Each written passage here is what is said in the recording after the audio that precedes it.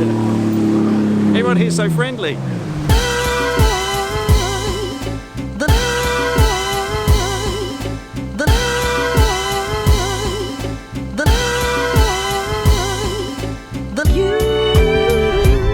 To Doha in Qatar. It's the first time I've ever been here. I've never actually stopped here before because I like to fly Qatar Airways, as you would have seen if you've watched this channel for a while. And normally when you're flying from Australia, especially across to Europe and vice versa, you go through Doha.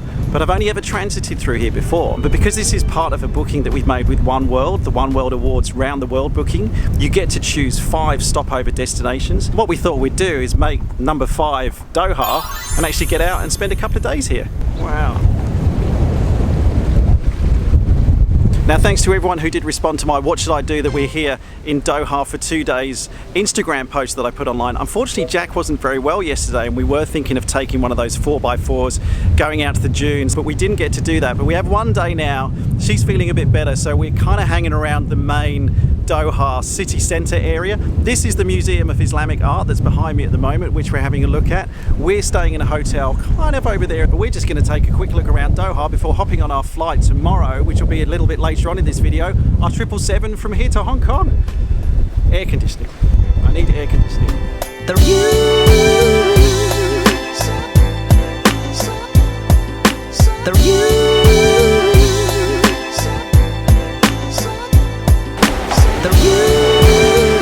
other thing you're going to find yourself probably doing a lot of when you visit Doha is shopping malls. Yay! Yay! Yay!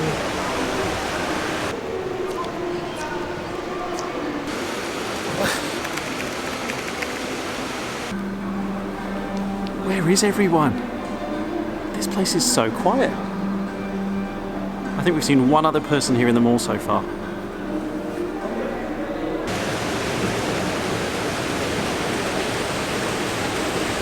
Okay, we've now left the shopping mall. That was the Lagoona shopping mall, just here in the Pearl area up here.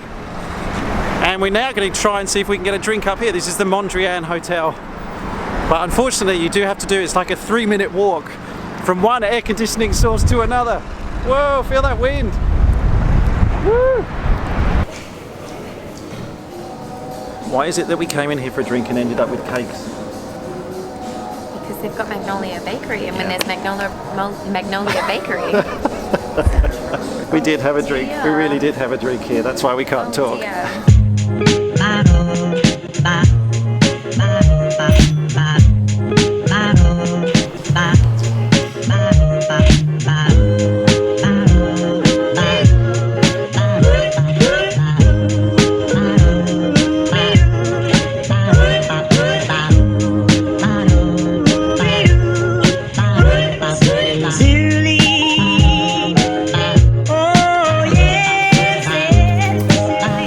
As if I couldn't love flying with Qatar anymore. So that check-in service was amazing. One really cool thing about that is, first of all, you get this business class entry. So if you're flying business, definitely first class as well, then there's a separate entry to the terminal that we went into. The other thing is, because we're flying with OneWorld, we're actually going to Hong Kong today and then flying on to Melbourne from Hong Kong. Because the flight transfer is within 24 hours, what they'll do, because it's both OneWorld Airlines, Qatar and Hong Kong, is even though it's 2 separate airlines, they actually check our bags through all the way from Qatar through Hong Kong to Melbourne. Now, I thought we had to get out of the aircraft at Hong Kong, pick up our bags and then check back in again.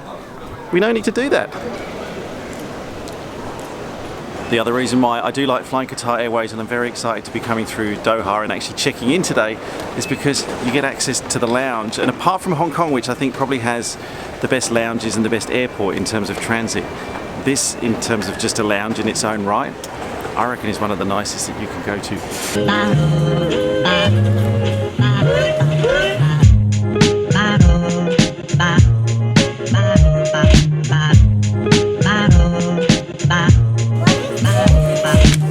I got omelette, a couple of potatoes, mushrooms, some cheese, hummus, lemon, everything.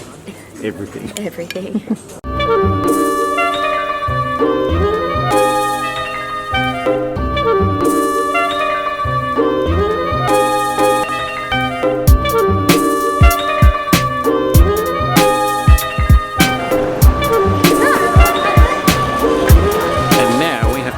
Quick train across to our gate, which is gate E. The other thing that I haven't mentioned so far is we're not actually flying Q suites. It's a Qatar business class flight, but it's not Q suites. I'll explain why when we actually get on board.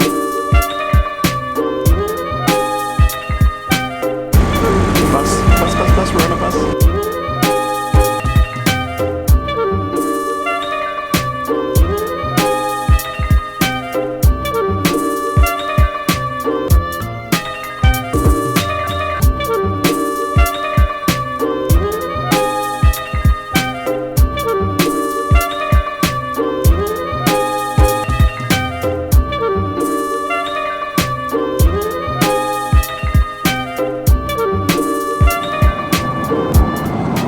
Now on our 777-300 on the way to Hong Kong. Now you'll probably notice that this is not a Q suite, which we did actually originally book.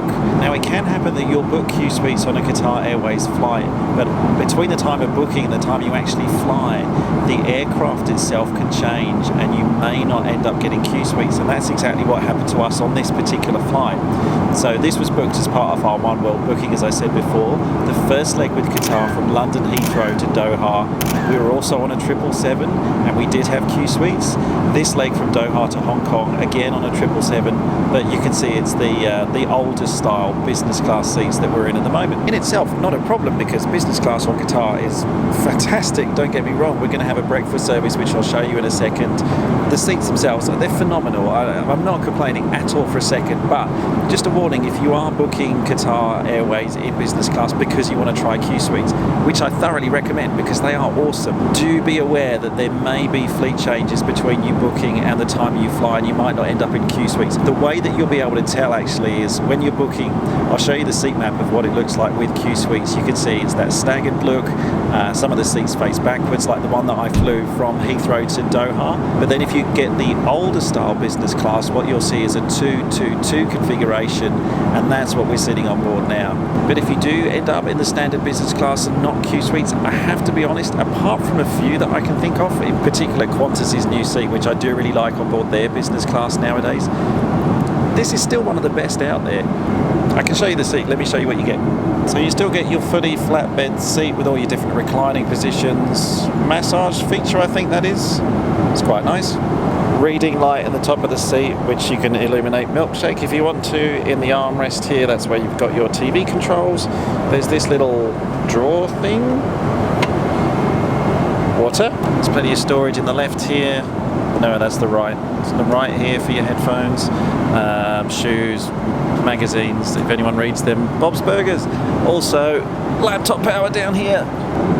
And in the cabin here on the 777, it has what I think is one of the most underrated features on any airplane, and something that sadly I think nowadays is actually being removed more and more: air vents.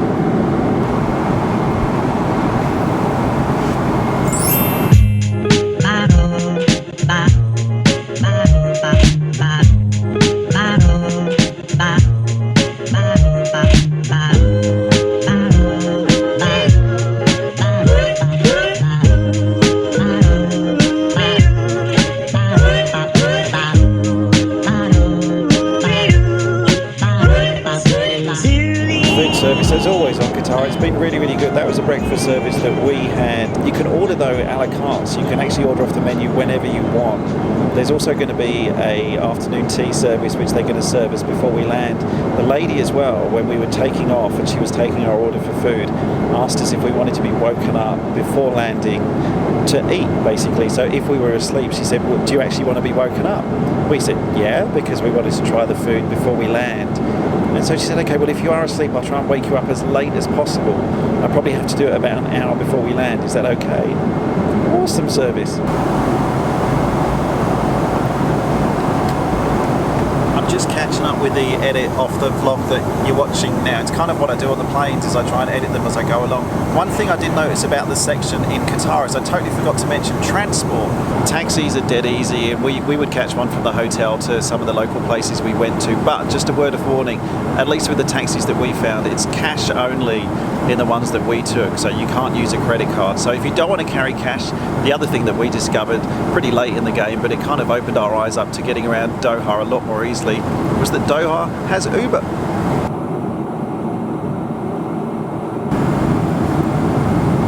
monsoon season in India at the moment. This is pretty typical actually flying over here. Look at some pretty good build-ups out there at the moment.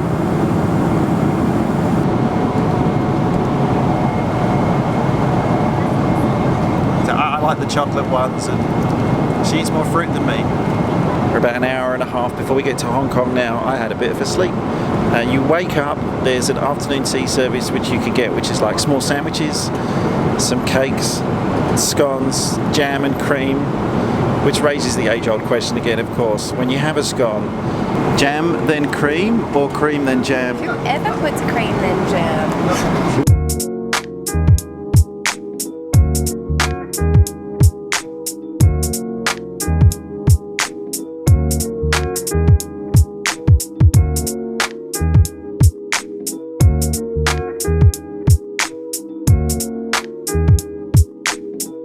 Sun's going down, we're just going to be descending into Hong Kong shortly. I do have a video that you might be interested in. I'll put it up here about Q Suites. If you haven't seen that one, check that one out. And if you're new to the channel and you like your air travel content, you love your airline stuff, then maybe consider clicking on that subscribe button. It would mean a lot to me to help see the channel grow. Otherwise, thanks for watching.